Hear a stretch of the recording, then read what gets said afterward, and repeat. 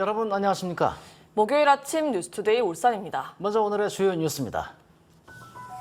현대 자동차 노조가 어제 사측과의 임금 협상 교섭 결렬을 선언했습니다. 3년 연속 무분교 타결을 끝내고 파업에 돌입할지 주목됩니다. 김두겸 울산시장 당선인이 현대차가 울산에 전기차 공장을 짓겠다면 그린벨트를 해제해서라도 공장 용지를 싼 값에 제공하겠다고 제안해 성사될지 관심이 쏠리고 있습니다. 인공위성이 측정한 열 분포도를 이용해 지난해 여름 울산에서 가장 더웠던 동네와 시원했던 동네가 어디인지 알아봤습니다. 지난달 국내 인구 이동이 47년 만에 가장 낮은 수준을 기록했지만 울산의 인구 순유출률은 전국에서 세 번째로 높았습니다. 현대 자동차 노사가 진행하던 임금 협상이 결렬되면서 노조가 4년 만에 파업에 돌입할지 지역사회가 촉각을 세우고 있습니다. 노조는 회사의 미래차 국내 공장 신설 투자에 대한 구체적인 계획과 또 정년 연장 등을 요구한 반면에 회사는 반도체 부품 수급 문제와 국제정세 불안 등으로 수용하기가 어렵다는 입장입니다. 정인곤 기자가 보도합니다. 현대자동차 노사는 지난 5월 상견례를 시작으로 임금 협상을 해왔습니다. 한 달 동안 12번을 만나 협상을 벌였지만 노조는 결국 교섭 결렬을 선언했습니다. 노조는 기본급 16만 5,200원 인상과 순이익 30% 성과급 지급, 신규 인원 충원, 정년 연장, 임금 피크제 폐지, 미래차 국내 공장 신설 투자 등을 요구했습니다. 두 번째는 단협 사수입니다. 87년 노조가 생기고 우리는 수많은 협상을 통해 그 결과를 단체 위약에 고스란히 담았습니다. 회사는 노조의 협상 결렬 선언에 대해 강한 어조로 불만을 드러냈습니다. 대내외 경영 환경이 어려운 가운데 충분한 논의가 필요한 시점에 노조가 결렬을 선언한 것은 매우 유감스럽다고 밝혔습니다. 반도체 등 부품 수급 문제와 국제정세 불안 등으로 노조의 요구안을 수용하기 어렵다는 입장입니다. 노조는 이에 따라 중앙노동위원회에 조정 신청을 할 계획입니다. 조정 결렬로 파업권을 얻으면 다음 달 1일 전체 조합원을 대상으로 파업 찬반 투표를 진행하기로 했습니다. 노조가 교섭 결렬을 선언하고 파업 수순을 밟으면서 3년 만에 파업에 돌입하게 될지 주목됩니다. MBC 뉴스 정인곤입니다. 네, 한편 현대자동차의 중장기 투자 계획 어디에도 울산은 포함되어 있지가 않습니다. 이 때문에 김두겸 울산시장 당선자가 그린벨트를 풀어서라도 공장 부지를 제공하겠다며 전기차 공장 설립을 요청을 했는데 이게 반영될지도 관심사입니다. 이상욱 기자가 보도합니다. 현대자동차 그룹은 경기도 화성에 대규모 전기차 전용 공장 건립을 추진하고 있습니다.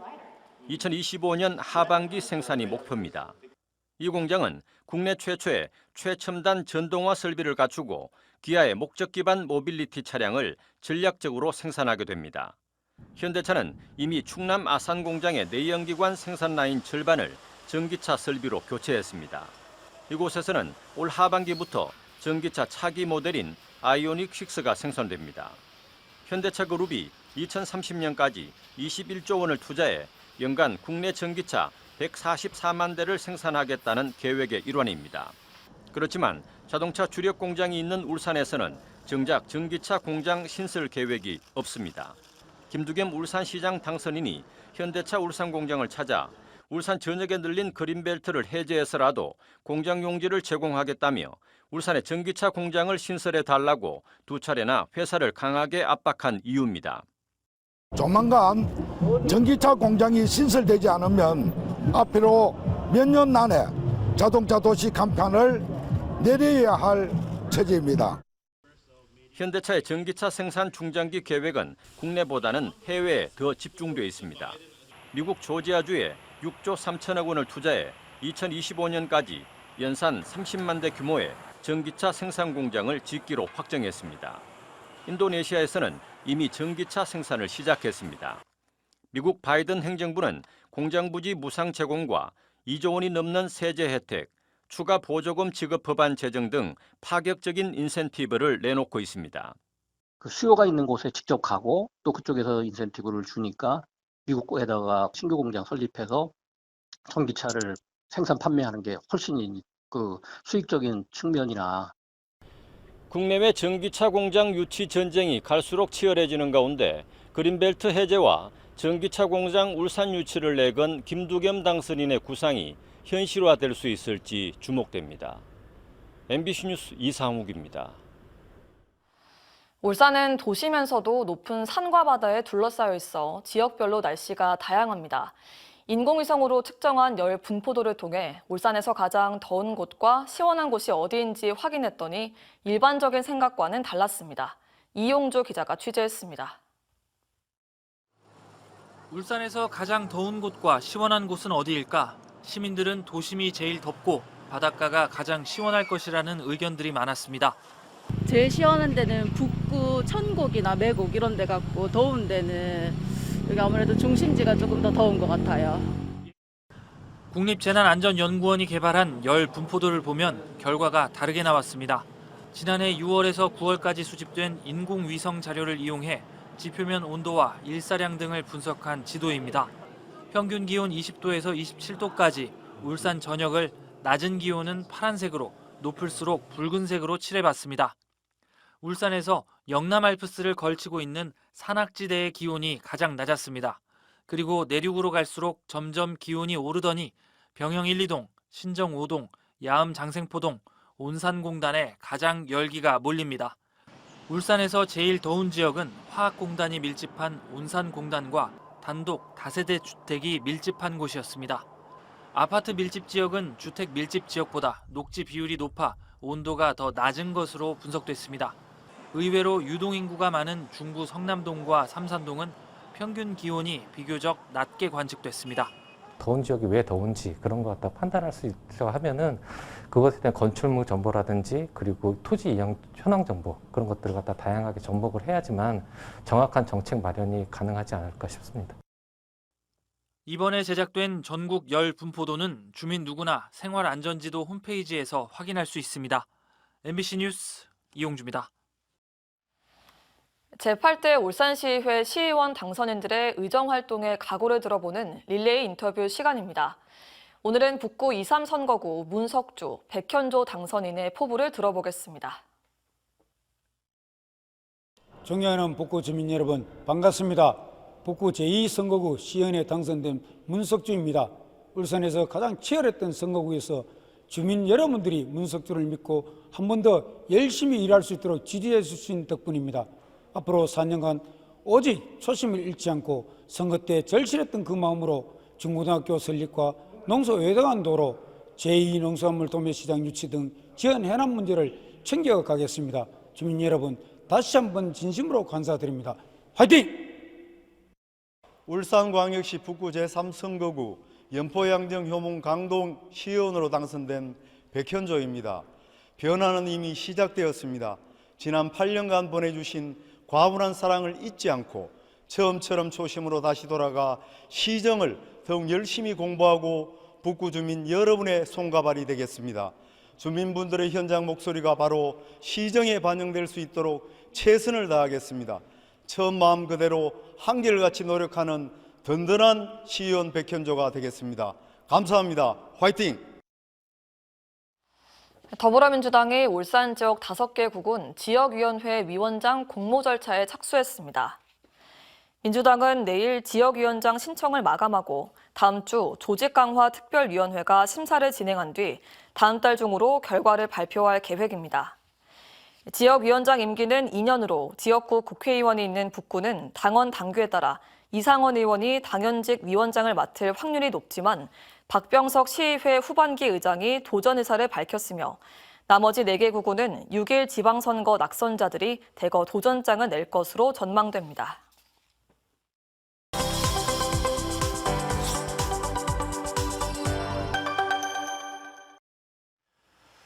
생태계 보고라 불리는 습지가 대구에도 3곳이 있습니다. 자연 습지는 안심 달성 습지가 있고요. 나머지 한 곳은 4대강 사업을 하면서 만든 인공 습지입니다.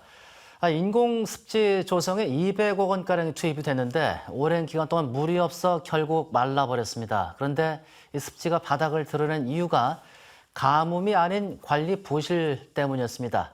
김은혜 기자가 현장 취재했습니다. 대구 북구에 있는 도심지형 생태습지. 물속에서 자라는 부들은 줄기부터 노랗게 말라가고 있습니다. 습지 식물인 왕고랭이와 줄은 물론이고 가장자리에 있는 버드나무류도 바싹 말랐습니다. 물이 없는 바닥에 말라 죽은 조개까지 보입니다. 습지라는 말이 무색할 정도입니다. 물기가 남아있는 곳에는 멸종 위기종인 흑삼릉과 다슬기가 보입니다. 이 인공습지는 4대강 사업을 하던 2014년 금호강 저지대 정비 사업을 하면서 200여억 원의 예산이 투입돼 조성됐습니다.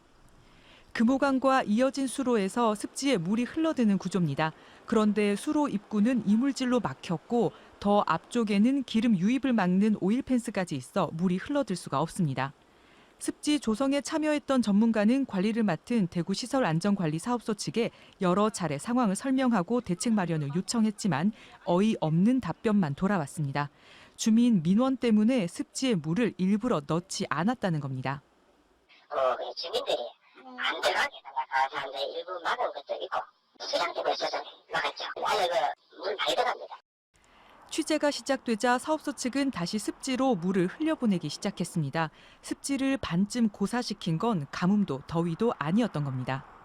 이게 도심지형 습지이기 때문에 사람이 관리를 해줘야 됩니다. 근데 그 관리를 대구시가 너무 대만히 했다. 그래서 이를테면 업무 대만으로 이 습지를 완전히 죽여놨다. 관리 부실도 문제지만 더 근본적인 원인은 습지에 대한 무지라는 게 전문가들의 의견입니다. 물이 항상 있기 때문에 온도 조절을 한다는 것, 그리고 습도를 조절을 한다는 것, 생물 다양성을 높인다라고 하는 것이 습지를 복원하는 가장 큰 이유거든요. 그죠? 뒤늦게 다시 물이 채워졌지만 지속적인 관리를 위해서는 습지를 포함한 환경에 대한 인식의 개선이 병행돼야 할 것으로 보입니다. MBC 뉴스 김은혜입니다. 부산에서 향토 조선소에서 선박을 만들어 향토 해운사에 인도하는 행사가 있었습니다. 부산 지역 해운사와 조선소, 또 금융권이 협력을 하면서 선박자가 맞아떨어진 성과라는 평가가 나오고 있습니다. 배범호 기자가 전해드립니다. 부산의 대표적인 중견조선소 대선조선에서 새로 건조한 6,800톤급 특수 석유화학 제품 운반선 2척에 대한 명명 인도식이 열렸습니다.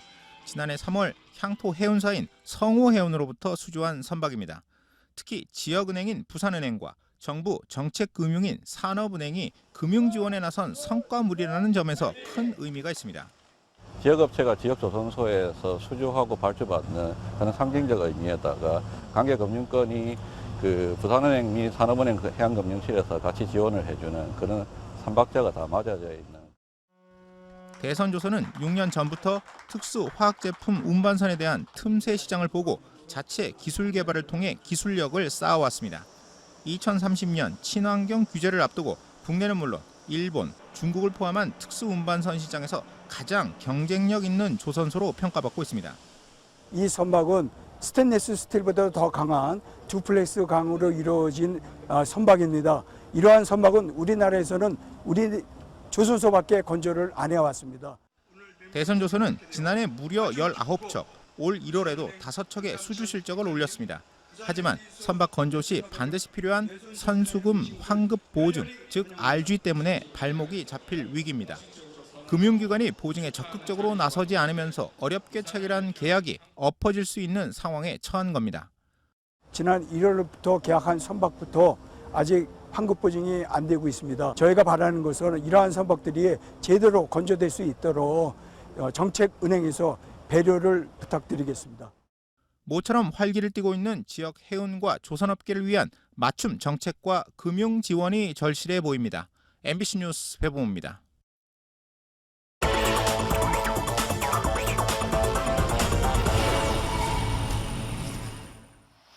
주택 매매의 감소와 고령화로 국내 인구 이동이 크게 감소하고 있는 가운데 울산의 인구 순유출률이 전국 3위를 기록했습니다. 통계청이 발표한 5월 국내 인구 이동 통계에 따르면 5월 중 울산의 전입 인구는 1074명, 전출은 1683명으로 609명이 순유출됐습니다. 5월 울산의 인구 순유출률은 마이너스 0.6%로 대구와 광주에 이어 세 번째로 높았으며 5월 국내 인구 이동은 47년 만에 가장 낮은 수준을 기록했다고 통계청은 밝혔습니다. 경기 침체와 금리 상승에 대한 우려가 겹치면서 울산 아파트 분양 경기가 크게 악화될 것이란 전망이 나왔습니다. 주택산업연구원의 발표에 따르면 울산의 6월 아파트 분양 전망 지수는 73.6으로 지난달보다 12.1포인트 떨어졌습니다. 지방 도시 중에는 대구의 분양 전망 지수가 지난달보다 무려 37.2포인트나 하락한 42.9에 머물러 하락폭이 가장 컸습니다. 오늘부터 태화강 국가정원을 보다 쾌적하고 안전하게 만들기 위한 조례가 시행됩니다. 울산시는 무허가 상행위와 취사, 야영을 금지하고 시설 훼손 변상 책임, 주차장과 관람차 이용 방법과 요금 등을 명시한 조례를 공포했습니다.